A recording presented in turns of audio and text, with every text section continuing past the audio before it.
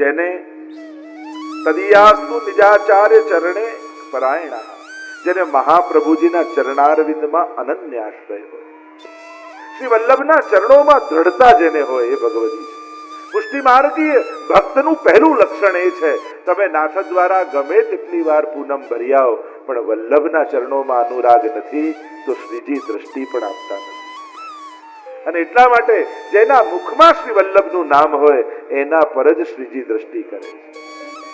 પહેલું ભગવતીનું લક્ષણ, કોઈ ગમે તેટલો દુનિયામાં વિદ્વાન હોય પણ એના સંગથી કૃપા શ્રીજીની નથી મળવાની. શ્રીજીની કૃપા ક્યારે થશે તો આ 7 લક્ષણ બતાવે. આવા ભગવતીનું લક્ષણ કરજો. અને એમાં પુષ્ટિ માર્ગી ભગવતીનું પહેલું લક્ષણ, શ્રી વલ્લભના ચરણોમાં અનન્ય અનુરાગ. અનન્ય અનુરાગ. દ્રઢઈન ચરણ ન કેરો ભરોસો, શ્રી વલ્લભ નખ ચંદ્ર છટાબિન સબ જગમાં જધેરો. સૂર કહા કહે દ્વિવિધ આંધરો, બિના મોલ કો ચહેરો. જ્યારે સુરદાસજી લીલામાં પધારતા હતા ને, ગુસાઈજી ને બધા વૈષ્ણવ સામે આવ્યા અને એટલામાં પ્રશ્ન કર્યો છે સુરદાસ, અરે સુરદાસ, તમે તો ઠાકોરજીના 1.25 લાખ પદ રચ્યા, પણ શ્રી વલ્લભનું એકે પદ ન ગાય. સુરદાસજીએ કહ્યું, ન્યારો દેખતો તો ન્યારો ગાતો. બંનેમાં ભેદ જોયો હોત તો બંનેના જુદા કરીને કીર્તન ગાયા હોત. મેં તો બંનેને એક જ રૂપે જાણ્યા, ક્યારે ભેદ જોયો નથી. છતાંય તમે કહો છો તો આ કીર્તન ગાઉં છું, અને આ કીર્તન મારા 1.25 લાખ પદોનું ફળ માનજો. અને ત્યારે સુરદાસજીએ ગાયું, દ્રઢ ઈન ચરણન કેરો ભરોસો, શ્રી વલ્લભ નખ ચંદ્ર છટાબિન સબ જગમાં જ અંધેરો. અને સૂર કહા કહે દ્વિવિધ આંધરો, બિના મોલ કો ચહેરો. કે સુરદાસ કહે કે દ્વિવિધ આંધરો, જેને બે નથી દેખાતા, જ્યારે પણ શ્રીનાથજી જાઓ ત્યારે એના મુખારવિંદમાં વલ્લભ દેખાય, અને જ્યારે વલ્લભના દર્શન કરો તો એના રૂવાંડે રૂવાંડે ગોવર્ધનનાથ દેખાવા જોઈએ. જાકે રોમ રોમ પ્રતિ પ્રકટિત કોટી ગોવર્ધન રાઈ, શ્રી વલ્લભ વરનું કહા બળાય. બંનેને એક કરીને આ ભગવતીનું પહેલું લક્ષણ. બીજું લક્ષણ આપ્યું, જે ઠાકોરજીની ભક્તિ તો કરે, પણ જે ઠાકોરજીની સેવામાં જ જેને સંતોષ હોય એ ભગવતી. મને ભગવત સેવા મળી, એમાં જેને પરમ સંતોષનો અનુભવ થાય એ ભગવતી. સેવાથી મેળવવાની ઈચ્છા નહીં, સેવા મેળવવાની ઈચ્છા જેને હોય. કારણ કે સેવા છે ને એ વૈષ્ણવની પ્રવૃત્તિ નથી, સેવા એ વૈષ્ણવની વૃત્તિનું નામ છે. તમે સેવાને પ્રવૃત્તિ ગણશો ને, એક્ટિવિટી ગણશો ને તો થોડું કરીને થાકી જશો, પણ સેવા તમારી વૃત્તિ બની જશે ને તો જેટલી કરશો એટલો આનંદ પ્રગટ થતો જશે. સેવા એ વૈષ્ણવનો સ્વભાવ છે. જેની આંખો સેવાને શોધતી હોય એ વૈષ્ણવ છે. એ તો ઘણા ઉપર અમને ક્યાં કહ્યું છે કરવાનું. સેવા કરવા માટે કોઈની પ્રતીક્ષા નહીં કરવી. સેવાની તો જ્યાં તક મળે ને, અવસર મળે ને ત્યાં ઝડપી લેવી.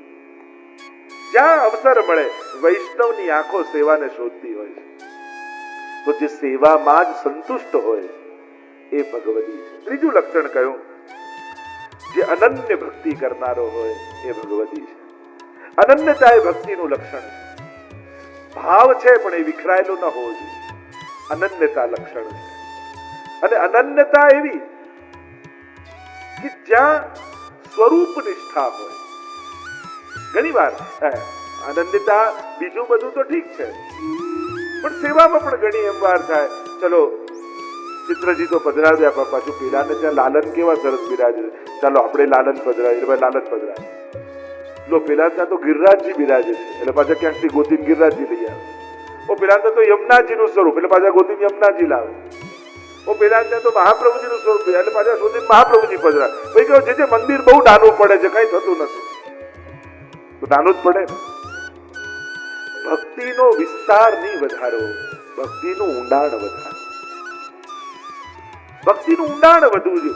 આપણા માથે જે સ્વરૂપ બિરાજે છે એમાં એવી નિષ્ઠા વધારો કે મહાપ્રભુજીનો ઉત્સવ આવે તો એમાં શ્રી વલ્લભ દેખાય, યમુનાજીનો ઉત્સવ આવે તો એમાં યમુનાજી દેખાય, ગિરિરાજજીનો ભાવ જે દિવસે પ્રગટ્યો હોય એમાં ગિરિરાજજી દેખાય, અને બિરાજે જ છે. શ્રીજીના મુખારવિંદ રૂપ શ્રી વલ્લભ છે. મુખારવિંદના ભાવથી જોશો તો મહાપ્રભુજી દેખાશે. એની કંદરામાં ગિરિરાજજી બિરાજમાન જ છે, એમના ચરણોમાં યમુનાજી બિરાજમાન જ છે, આખું વ્રજમંડળ બિરાજમાન છે. અને એટલા માટે બહુ વિસ્તારની વધારતા જવું. આય પધરાવું, આય પધરાવું, આય પધરાવું, આય પધરાવું. ઊંડાણ વધારો, ગહેરાઈ વધારો, એવી અનંતતા ઠાકોરજીમાં પ્રગટાવો કે બધા જ સ્વરૂપોનો એમાં જ અનુભવ થવા લાગે. યાહી મેં યમુના, યાહી મેં ગોકુલ, યાહી મેં બ્રજમંડલો, સબન તે શ્રી વલ્લભ નામ બનો. એટલે તો અમારા ભગવતી ને આચાર્યો કહે કે મને વલ્લભના સ્વરૂપમાં નિષ્ઠા છે તો બધું એમાં મને દેખાય. જે સ્વરૂપમાં તમને નિષ્ઠા હોય એ સ્વરૂપમાં સર્વ સ્વરૂપોનો અનુભવ તમને થઈ જાય. જે અનન્ય ભક્તિ કરનારો હોય એવા વૈષ્ણવનો સંગ કરજો જે તમારી દ્રઢતા વધારે, જે તમને ભટકાવ ન વધારે. ઘણા લોકો ભટકાવી દે, એટલે અહીંયા ગયા, અહીંયા નથી, અહીંયા જઈ આવ, હવે કે અહીંયા જઈ આવ, અહીંયા એટલે તારતા તો આ સ્વરૂપ નથી બિરાજતું, એટલે આ પધરાવ, એટલે તો આ નથી કરતો, હવે આ કર. એમ કરી કરીને આપણી ભક્તિને જે વિખેરી નાખે એ એક પ્રકારનો દુસ્સંગ જ છે. સત્સંગ એવા વ્યક્તિનો કરવો જે ભગવાનમાં આપણું મન દ્રઢ કરી દે, વિચલિત ન કરે.